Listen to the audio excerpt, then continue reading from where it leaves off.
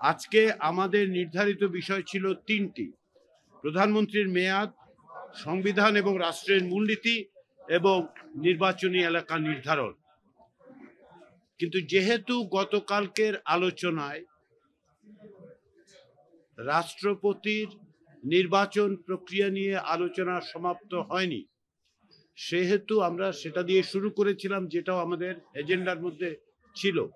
বলা হয়েছিল গতকালের অসমাপ্ত বিষয় নিয়ে আলোচনা করব। এই আলোচনার ক্ষেত্রে যেটা সুস্পষ্ট হয়ে ওঠে যে প্রায় প্রত্যেক অংশগ্রহণকারী আমাদেরকে স্মরণ করিয়ে দেন যে এর সঙ্গে যেহেতু দ্বিকক্ষ বিশিষ্ট পার্লামেন্টের প্রশ্নটি জড়িত, অর্থাৎ রাষ্ট্রপতি কিভাবে নির্বাচিত হবেন সেটা অনেকের ক্ষেত্রেই দলগতভাবে যে সিদ্ধান্ত সেটা নির্ভর করছে যে উচ্চকক্ষ তৈরি হবে কিনা, হলে কিভাবে হবে। সেই বিবেচনার থেকেই আমরা আলোচনায় দ্বিকক্ষ বিশিষ্ট পার্লামেন্টের কথা নিয়ে আলোচনা করেছি। সংবিধানের রাষ্ট্রপতির নির্বাচন প্রক্রিয়ার যে বিধান আছে 48-এর 1 অনুচ্ছেদ, সেটা নিয়ে আলোচনা হয়েছে এবং এই বিষয়ে প্রায় সকল দলই একমত হয়েছেন যে সংবিধানের 48 অনুচ্ছেদের 1 উপঅনুচ্ছেদ পরিবর্তন করতে হবে। পরিবর্তিত, সংশোধিত সংস্কারের মধ্য দিয়ে কি দাঁড় করানো হবে সেটা আমরা পরবর্তীতে আলোচনা করব। যেহেতু এর সঙ্গে দ্বিকক্ষ বিশিষ্ট পার্লামেন্টের বিষয়টা আছে, সেহেতু আজকের আলোচনায় দুই কক্ষ বিশিষ্ট আইনসভা গঠনের বিষয়ে অধিকাংশ দল তাদের মতামত প্রকাশ করেছেন এবং সেটা যে 100 সদস্য বিশিষ্ট হবে সে বিষয়ে তারা একমত দিয়েছেন। আমরা আজকের নির্ধারিত বিষয়গুলোর মধ্যে প্রধানমন্ত্রীর মেয়াদ বিষয়ে আলোচনা শুরু করেছি।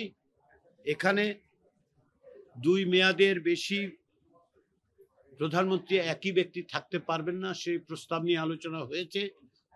কয়েকটি দলের পক্ষ থেকে এই প্রস্তাব এসছে যে এটা 2 মেয়াদের পরে আবার কি হবে, অর্থাৎ 2 মেয়াদের পরে 1 বা 2 মেয়াদ বাদ দিয়ে আবার তিনি প্রধানমন্ত্রী হতে পারবেন কিনা সেটি বিবেচনায় করার জন্য এসেছে এবং অন্যান্য আরো কিছু প্রস্তাব আছে। আমরা এগুলি আলোচনা অব্যাহত রাখব। আমরা রোববার দিন সকাল 10:30টায় মিলিত হব। আমরা আশা করছি এই সপ্তাহে যে সমস্ত বিষয় অমীমাংসিত থেকে গেছে সেই বিষয়গুলি নিয়ে প্রথমে আমরা আলোচনা করব। আগামী রোববার দিন এই 3 দিনের আলোচনায় প্রকৃতপক্ষে 4 দিনের আলোচনার অমীমাংসিত বিষয়গুলি নিয়ে কথা হবে, তারপরে অন্যান্য বিষয়গুলোতে আমরা প্রবেশ করতে পারব। আবারও বলি, আমাদের এই আলোচনায় বিভিন্ন রকম মত থাকলেও আপনারা নিশ্চয়ই লক্ষ্য করেছেন যে আলোচনা অত্যন্ত সৌহার্দ্যপূর্ণ পরিবেশে হচ্ছে। প্রত্যেকেই তাদের মতামত দিচ্ছেন। রাজনৈতিক দলগুলোর পক্ষ থেকে মতামত প্রকাশের ক্ষেত্রে তারা মোটেই দ্বিধান্বিত নন। প্রত্যেকেই অন্যদের মতের প্রতি শ্রদ্ধাশীল থাকছেন এবং আলাপ আলোচনার মধ্য দিয়ে ভিন্ন মত প্রকাশ করছেন।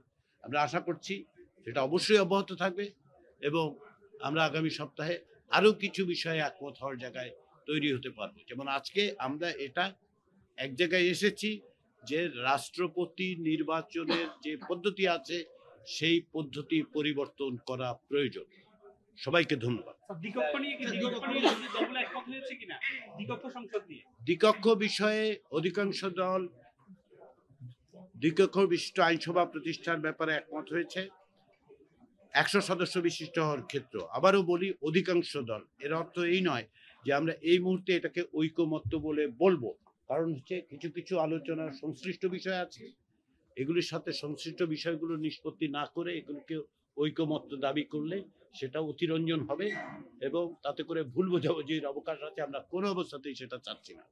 আপনারা রাজনৈতিক দলগুলো যেহেতু অনেক বিষয়ে তাদের আবার ফিরে যেতে হচ্ছে, যেমন ধরুন রাষ্ট্রপতি নির্বাচনের প্রক্রিয়া নিয়ে কিংবা দ্বিকক্ষ কিংবা ধরুন প্রধানমন্ত্রীর মেয়াদ, এগুলো নিয়ে তারা মত দিয়েছেন। আবার এইখানের মত শোনার পরে তাদের নীতি নির্ধারকদের কাছে যেতে হচ্ছে, সেটাই স্বাভাবিক। রাজনৈতিক প্রক্রিয়া এটাই স্বাভাবিক।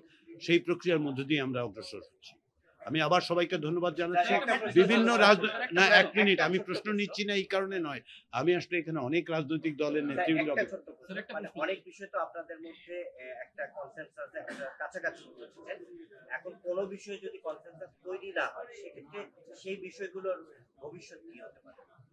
আমরা আশাবাদী যে অনেক বিষয়ে আমরা এক জায়গায় আসতে পারবো। যেগুলো একমত হতে পারবো না, যেটা আমি আগেও বলেছি, যদি আমরা দেখি যে কিছু বিষয়ে একমত হওয়া যাচ্ছে না, সেগুলো আমরা উল্লেখ করব স্বচ্ছতার সাথে, যে এই সমস্ত বিষয় আলোচিত হয়েছে কিন্তু আলোচনায় একমত হওয়া যায়নি। সব বিষয়ে হওয়া যাবে আমরা মনে করি না।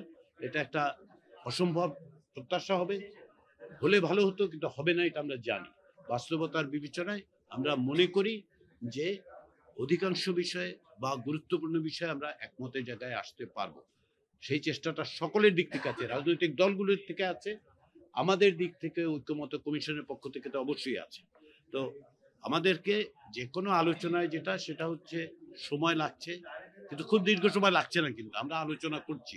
এই আলোচনা অব্যাহত থাকবে এবং আমরা আশা করছি আগামী সপ্তাহে আরো কিছু বিষয় আমরা আরো বেশি কাছাকাছি একমতের জায়গায় আসতে পারবো। সবাইকে ধন্যবাদ।